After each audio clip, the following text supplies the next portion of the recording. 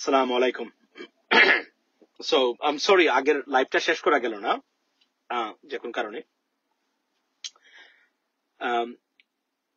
আপনারা জানেন যে আজকের যে নিউজের যে সবচেয়ে গরম খবর সেটা যেটা বাংলাদেশের পত্রিকাতে আসছে in terms of Jio politics, যে ভারতের কলকাতাতে অনুষ্ঠিত আপনার কম্বাইন্ড কমান্ডার ফোর্সেস এর যে আপনার একটা সম্মেলন হয়েছে কলকাতাতে। সেখানে আপনার নরেন্দ্র মোদী, ভারতীয় প্রধানমন্ত্রী নরেন্দ্র মোদী সেটা উদ্বোধন করেছেন এবং সেখানে 5টা দেশকে তারা প্রতিবেশী রাষ্ট্রকে ভারত শত্রু হিসাবে ঘোষণা করেছেন তারা। এর মধ্যে অন্যতম হলো বাংলাদেশ, চীন এবং পাকিস্তান। আর আরো দুটো দেশ, সেটা হচ্ছে যে আপনার এই শ্রীলঙ্কা এবং নেপাল। তারা মনে করেন এই 5 countries are real threat for Indian interest for India. এর মধ্যে মিয়ানমার এবং ভুটানকে তারা বাহিরে রেখেছেন ওই ক্ষেত্রে। এবং যদিও ভুটানের সাথেও ভারতের ডিপ্লোম্যাটিক টাইজ বা আপনাকে ডিপ্লোম্যাটিক টাইজকে বাংলাতে কি বলে গেলাম। সো এই টাইজটা বর্তমানে আপনার কূটনৈতিক সম্পর্ক সেটাও মানে মানে খুবই খারাপ অবস্থার মধ্যে আছে আপনার কিসের সাথে, এই ভুটানের সাথে। এবং তারা যথারীতি বলছেন নাম্বার 1 কারণ পাকিস্তান সন্ত্রাসবাদ, বাংলাদেশ সন্ত্রাসবাদ। মানে মুসলিম দুটি দেশ আমরা এটাকে ঘুরে ফিরে ওই সন্ত্রাসবাদী হিসাবেই আখ্যায়িত করতে হবে। এই হলো ভারতীয় নীতি বাংলাদেশের প্রতি। এজন্য আমি সবাইকে বলি, যারা বাংলাদেশের 71-এর চেতনা বা ভারতীয় ন্যারেটিভ কে আপনার সেল করতে চান বাংলাদেশে, be careful, because you are going against the real interest of Bangladesh and Bangladeshi people, ladies and gentleman.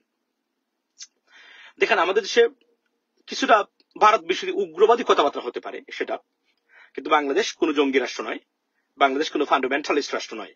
পৃথিবীতে একমাত্র ফান্ডামেন্টালিস্ট দেশ এই মুহূর্তে হলো ভারত। এই মুহূর্তে এটা আমার বক্তব্য না, এটা ইউএস স্টেট ডিপার্টমেন্ট থেকে শুরু করে আপনার পৃথিবীর সব বিখ্যাত বড় বড় অর্গানাইজেশন যেগুলো আছে আপনার, তারা এবং হিউম্যানিটেরিয়ান অর্গানাইজেশন সবাই এটাকে রেকগনাইজ করেছেন যে Indian, but the present government of India is a real fundamentalist government, on this planet right now. Yet they claim Bangladesh নাকি ফান্ডামেন্টালিস্ট রাষ্ট্র তারা। তো আমার বক্তব্যটা এই জায়গাতে, আপনারা যারা ইন্ডিয়ান ন্যারেটিভ বা ইন্ডিয়ান প্রপাগান্ডা বিক্রি করে বাংলাদেশে আমাদের রাজনীতিবিদরা রাজনীতি করতে চান, be careful. They will never be your friend. They don't want us as a friend. They will never treat us as a friend. They've never been treated us as a friend too. So either way, it didn't work and it's not going to work as well.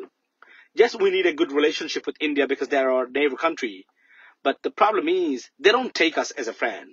So these are the real threat. We're not threat for India, but India is our threat. Because why?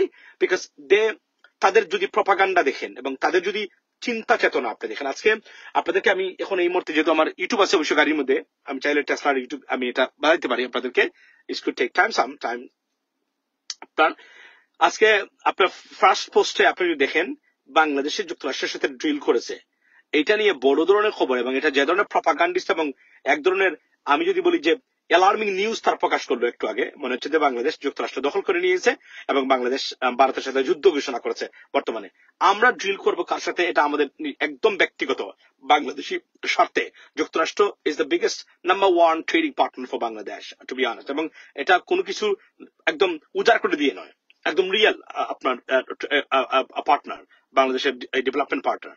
তো এখানেও তারা চায় এই সম্পর্কটা যেন খারাপ থাকুক, এই সম্পর্কটা যেন কখনোই ভালো থাকুক না। কেননা এটা তারা চেষ্টা করেছেন বিগত 17 বছর, এন্ড দে ওয়্যার অলমোস্ট, তারা সাকসেসফুল ছিলেন। তারা এই ক্ষেত্রে তারা এটা করেছেন, তারা যথেষ্ট পরিমাণ সফল ছিলেন এই সম্পর্ক নষ্ট করতে। তো আমার বক্তব্যটা, যেহেতু এটা ভেরি লেট নাইট, বক্তব্যটা এই জায়গাতে যে যারা ইন্ডিয়ান ন্যারেটিভ মানে বিক্রি করে বাংলাদেশের রাজনীতি করবেন, বি কেয়ারফুল। তারা আপনাকে বন্ধু হিসেবে কখনোই নেবেন না। নিলে বাংলাদেশের এই যে প্রবলেম, এই প্রবলেমের নাম্বার 1 পার্টনার বা মেডিয়েটরের ভূমিকা পালন করতে পারতো ইন্ডিয়ান গভর্নমেন্ট। ফর এক্সাম্পল, যখন আমরা কোন স্বৈর শাসকের উত্থান হয়, তারা বলতে পারতো আসুন আমরা একটা ডেমোক্রেসি, ভারতের মধ্যস্থতায় বাংলাদেশে বিশ্বাস করেন ইভেন তো একটা ভালো নির্বাচন পর্যন্ত হতে পারতো।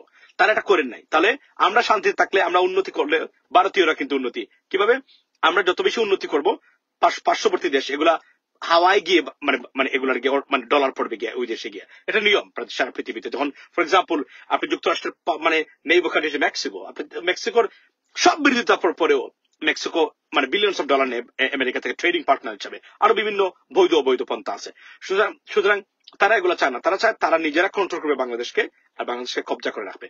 এই পদ্ধতি কাজ করতেছে না, করে নাই, করবেও না ভবিষ্যতে, যেহেতু নতুন প্রজন্ম চিনে গেছে বা Indian aggression exposed by us, by the Gen Z. So এটা কাজ করবে না। যদিও পুরাতন দাচের all fashion politicians তারা মনে করেন it could work, but it's not going to work anymore. So যারা ৭১ বা চেতনা বিক্রি করে বাংলাদেশে ডিভাইড করবেন, বি কেয়ারফুল। এটা আমাদের জন্য কোনো অবস্থাতেই ভালো নয় এবং এটা Indian narrative. Be positive, be Bangladeshi. Bangladeshi জাতীয়তাবাদে বিশ্বাস করবেন। নাম্বার 1 স্লোগান হচ্ছে বাংলাদেশি জাতীয়তাবাদে বিশ্বাস করবেন, বাংলাদেশি জাতীয়তাবাদে বিশ্বাস করে রাজনীতি করবেন। This is the bottom line, ladies and gentleman. Have a blessed day, see you next time. আসসালামু আলাইকুম।